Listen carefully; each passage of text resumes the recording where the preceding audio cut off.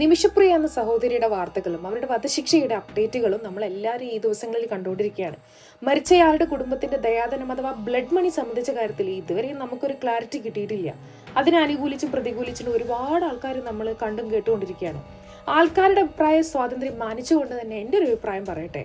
ഈ ഒരു കേസിൽ നിമിഷപ്രിയ എന്ന സഹോദരി തലാൽ എന്ന വ്യക്തിയെ അഥവാ അവരുടെ യമൻ ബിസിനസ് പാർട്ട്ണറെ കൊലപ്പെടുത്തിയതാണ് കാരണം. അതിലേക്ക് അവർ എത്തിക്കാൻ തക്ക കാരണങ്ങൾ അവർ പറയുന്നുണ്ട്. നമുക്കറിയില്ല അതിന്റെ സത്യാവസ്ഥ എന്ന്, പക്ഷെ നമ്മളത് വിശ്വസിച്ചേ പറ്റൂ. പല കാരണങ്ങളുണ്ടാവാം. നമ്മൾ എവിടെ നിന്നുകൊണ്ട് ജഡ്ജ് ചെയ്യുന്നതിൽ ഒരു കാര്യമില്ലല്ലോ. അവർ ചെയ്യാനുള്ള തക്ക കാരണമില്ല. കോടതിക്ക് മർഡർ നടന്നു, അത് നടന്ന കാര്യമാണ്.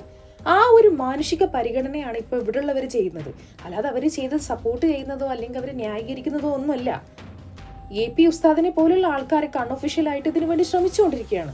ഒരുപക്ഷെ നമ്മുടെ കുടുംബത്തിലുള്ളവർക്കാണ് ഇത് സംഭവിച്ചതെങ്കിൽ കൂടുതൽ പേരും കൂടെ നിൽക്കൂലേ? അത്രയേ ഉള്ളൂ. അതിൽ നമ്മൾ ഇങ്ങനെ വാദപ്രതിവാദം നടത്തേണ്ട കാര്യമുണ്ടോ?